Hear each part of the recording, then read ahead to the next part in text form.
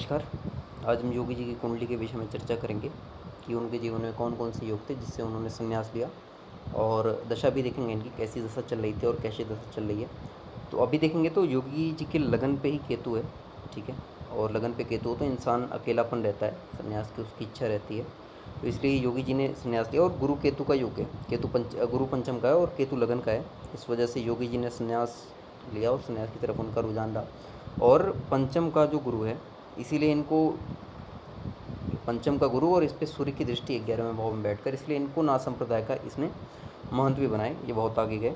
अब ये क्यों हुआ कि ये ना संप्रदाय के महंत बने, वो नक्षत्र ज्योतिष पे जब हम चर्चा करेंगे तब आपको बताएंगे।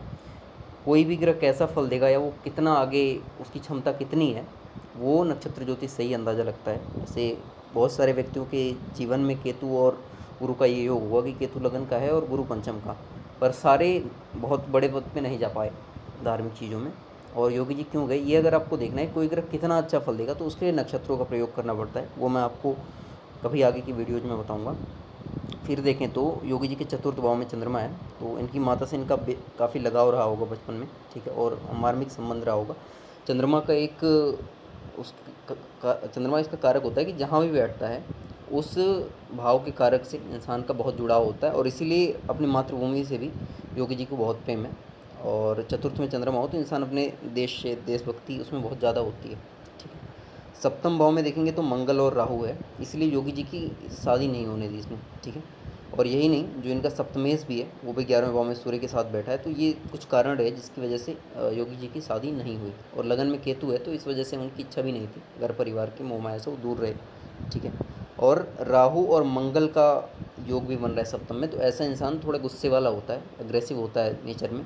तो वो आप देखेंगे कि योगी जी का नेचर थोड़ा गुस्सैल है। जो उनके साथ के लोगों के आप बयान सुनेंगे बचपन से ही, तो योगी जी काफ़ी गुस्सैल हैं बचपन से ही, ठीक है। और ये मंगल और राहु द्वितीय सूर्य पे भी दृष्टि डाल रहे हैं, इसलिए भी कई बार उनको भड़काऊ बयान की वजह से कोर्ट कचहरी के चक्कर झेलने पड़े, क्योंकि द्वितीय भाव का स्वामी शनि के, राहु के और मंगल तीनों के ही प्रभाव में है, ठीक है। इसके अतिरिक्त यदि बात करें तो 11वें और चौथे भाव का स्वामी दशम में आ रहा है, तो ये बहुत अच्छा योग है। जब लाभेश दशम में आता है तो ये सबसे अच्छा योग है पूरे ही जन्म कुंडली का। आपने जितने भी योग देखे हैं, अगर लाभेश दशम में बैठ रहा है और नक्षत्र अच्छा है तो सबसे अच्छा फल देता है। तो इसलिए योगी आदित्यनाथ जी का जो शुक्र है उसने राजयोग दिया। चतुर्थ भाव संपत्ति का होता है, क्षेत्र का होता है, और वह लाभेश होकर दशम में बैठा, इसीलिए योगी आदित्यनाथ जी उत्तर प्रदेश के मुख्यमंत्री बने, यानी बहुत बड़े क्षेत्र के वो एक तरीके से मुखिया बने, उसके राजा बने, ठीक है। इसके अतिरिक्त यदि बात करें तो सूर्य आप देखेंगे